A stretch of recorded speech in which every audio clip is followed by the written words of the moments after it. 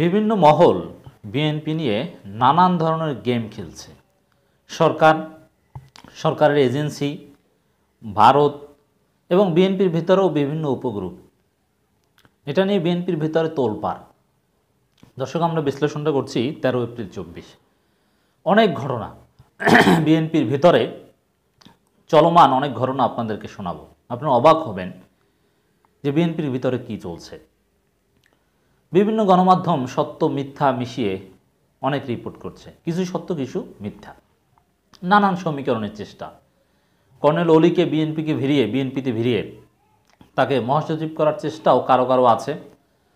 মির্জা ফখরুলকে বাদ দেওয়ার চেষ্টা আছে, আমির খুসরুকে মহাসচিব বানানো অথবা মঈন খানকে ভারপ্রাপ্ত মহাসচিব বানানোর চেষ্টাও আছে, নানান চেষ্টা।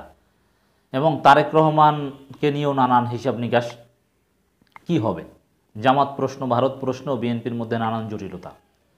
এজেন্সিগুলো অনেক কিছু প্রচার করছে। দর্শক,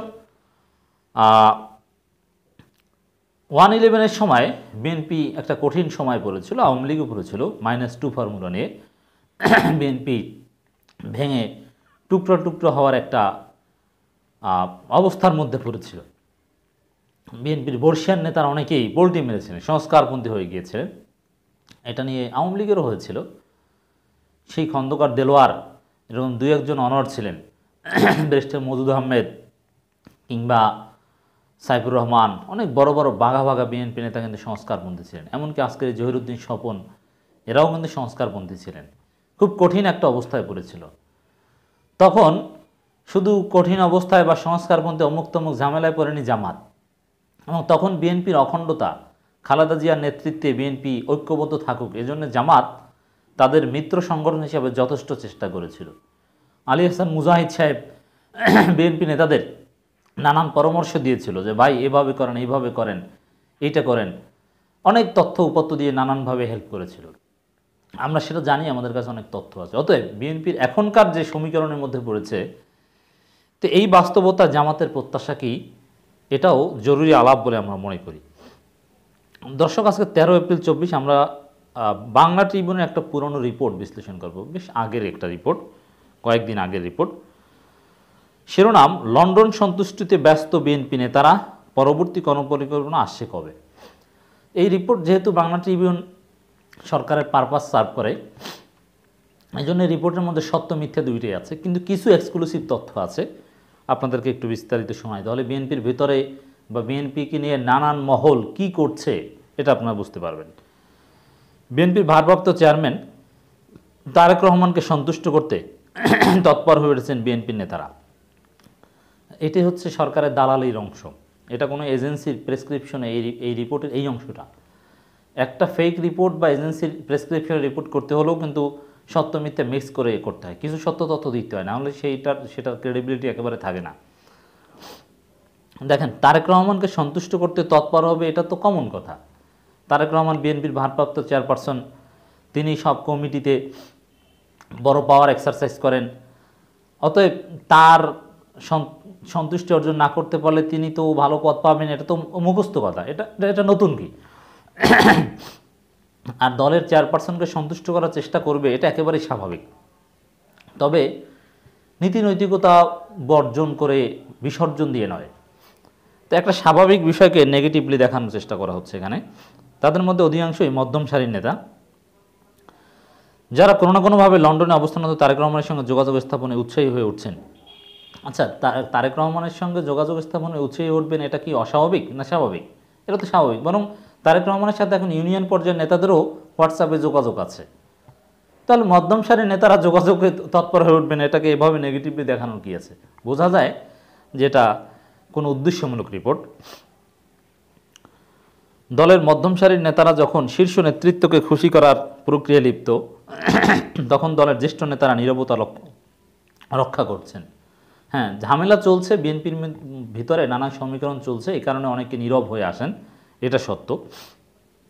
চলতি বছরের 7 জানুয়ারি অনুষ্ঠিত দ্বাদশ জাতীয় সংসদ নির্বাচনের পর আন্দোলনের সাফল্য ব্যর্থতা নিয়ে নানান আলোচনা পর্যালোচনা হলেও আগামী দিনের রাজনীতি কর্মপরিকল্পনা এখনও তৈরি করতে পারেনি বিএনপি, এটাও সঠিক। উপরন্তু দলের মহাসচিব মির্জা ফখরুল ইসলাম আলমগীর সহ উদারপন্থী, দেখেন বাংলা ট্রিবিউনের একটা চালাকি দেখেন, উদারপন্থী অংশের বিশিষ্ট আরেকজন নেতাকে কোণঠাসা করতে কয়েকটি পক্ষ তৎপর। মানে নতুন একটা তথ্য কি জানলেন, যে মির্জা ফখরুল সহ আরও বেশ কয়েকজনকে কোণঠাসা করতে বিএনপির ভেতরেরই একটা অংশ তৎপরতা চালাচ্ছে। এই কথাটা সত্য, কিন্তু বাংলা ট্রিবিউনের চালাকি দেখেন, মির্জা ফখরুল ইসলাম আলমগীর উদারপন্থী নেতা, এই ট্যাগ, তাকে এই বিশেষণ কিসের উপর ভিত্তি করে দিলেন? উদারপন্থী মানে কি? উদারপন্থী মানে হচ্ছে ভারতপন্থী আর আওয়ামী লীগের প্রতি সহনশীল, জোরালো আন্দোলন না করা, এটাকে তারা বলছে উদারপন্থী। আর কট্টরপন্থী হচ্ছে রুহুল কবির রিজভী, যে আওয়ামী লীগের সাথে আপোষ করা যাবে না, জোরালো আন্দোলন করতে হবে, ভারত প্রশ্নে কঠোর হতে হবে, এই জন্য এরা হচ্ছে কট্টরপন্থী। বাংলা ট্রিবিউনের চালাকিটা আশা করি বুঝতে পেরেছেন, যেখানে কোন সেন্সে উদারপন্থী বলা হচ্ছে মির্জা ফখরুলকে। ভারত প্রশ্নে সহনশীল এই সেন্সেই বেসিক্যালি উদারপন্থী বলা হচ্ছে। আর ভারত প্রশ্নে সহনশীল হলে আপনাকে আওয়ামী লীগের প্রতি অনেক ক্ষেত্রে সহনশীল হতে হবে। এই তৎপরতায় দলের ভেতরে ইন্ধন রয়েছে কিনা এমন সন্দেহ সৃষ্টি হয়েছে দলে। এতে তৈরি হচ্ছে নতুন নতুন ধারণা। তার মধ্যে উল্লেখযোগ্য, মির্জা ফখরুল ইসলাম আলমগীর মহাসচিব পদ ছাড়ছেন, ভারপ্রাপ্ত মহাসচিব পাচ্ছে বিএনপি, এই ধারণাটি। যদিও ভারপ্রাপ্ত মহাসচিব দেওয়া লাগবে না, কাউন্সিলের মাধ্যমেই পরিবর্তন হবে। এখন পর্যন্ত বিএনপি এ ধরনের চিন্তাই করছে। বিএনপির উচ্চ পর্যায়ের দায়িত্বশীল কয়েকজন নেতা জানিয়েছেন, নতুন পলিসি তৈরি না হয় মহাসচিব সহ দলের সিনিয়র নেতারা আগামী দিনের রাজনৈতিক ভবিষ্যৎ ও রাজনীতি নিয়ে একটা জটিলতা তো আছে, সেটা তো বুঝতেই হবে, দৃশ্যত কোনো মন্তব্য করতে পারছে না। ইতিমধ্যে সর্বশেষ অনুষ্ঠিত স্থায়ী কমিটির বৈঠকে এই বিষয়ে আলোচনা হওয়ার কথা থাকলেও শেষ পর্যন্ত হয়নি। স্থায়ী কমিটির সদস্যের সঙ্গে আলাপকালে কেউ কেউ দাবি করেন, বিগত আন্দোলনের সাফল্য ব্যর্থতা নিয়ে দলের মহাসচিব একটি অবস্থান তুলে ধরে দলের সর্বোচ্চ নীতি নির্ধারণী ফোরামে জাতীয় স্থায়ী কমিটিতে মির্জা ফখরুলের সেই বিশ্লেষণের পর স্থায়ী কমিটি কেউ কেউ ক্ষুব্ধ হয়েছে। হ্যাঁ, এটা ঠিক। সেখানেও, যেখানে স্থায়ী কমিটি যে বৈঠকে ব্যাখ্যা দিয়েছেন মির্জা ফখরুল, সেখানেও অনেকে সেই ব্যাখ্যা মানতে রাজি হননি। এর মানে ব্যর্থতার দায় মির্জা ফখরুল নিতে চান না, কিন্তু আসলে যে ব্যর্থতা আছে এটা তো অস্বীকার করার কোনো সুযোগ নেই। এখন প্রকাশ্যে ব্যর্থতার কথা স্বীকার না করলেও দলের অভ্যন্তরীণ মিটিংয়ে ব্যর্থতা নিয়ে আলোচনা হতেই হবে। যেমন বিএনপি অসহযোগ ঘোষণা দিয়েছে, অথচ বিএনপির লোকজনে অসহযোগ পালন করেনি, তো এটা কি ব্যর্থতা না? নেতারা মাঠে নামেনি, এটা কি ব্যর্থতা না? এখানে একটা গুরুত্বপূর্ণ তথ্য,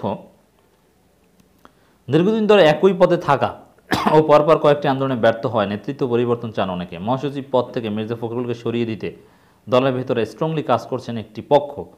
তার মধ্যে অন্যতম প্রধান যুক্তি দেখানো হচ্ছে, একদিকে যেমন ফেইলর রয়েছে, অন্যদিকে ক্ষমতাসীন আওয়ামী লীগ অনেকটাই কমফোর্টেবল হয়ে গেছে ফখরুলের ক্ষেত্রে। এই কারণে একটি পক্ষ চাইছে ওনাকে সরাতে। আওয়ামী লীগ কমফোর্টেবল হয়ে গিয়েছে, স্বাভাবিক। ভারত প্রশ্নে যে একটু সহনশীল থাকবে, জামাতকে যারা তেমন দেখতে পারবে না, তার প্রশ্নে আওয়ামী লীগ সহনশীল হবে। যাই হোক দর্শক, বিভিন্ন এজেন্সি, সরকার, ভারত, চীন, অনেকের চাওয়া পাওয়া আছে। যেহেতু বিএনপির সামনে কমিটি হবে, এজন্য নানান কিছু শুরু হয়ে গেছে। আর জামাতের প্রত্যাশাটা কি? জামাতের প্রত্যাশা হচ্ছে বিএনপির নেতৃত্ব হোক দেশপ্রেমিক, আপোষহীন, ভারতের আধিপত্যবাদ বিরোধী, জাতীয়তাবাদ এবং ইসলামী মূল্যবোধে বিশ্বাসী, জিয়াউর রহমান এবং খালেদা জিয়ার আদর্শে বিশ্বাসী। এটাই জামাতের প্রত্যাশা।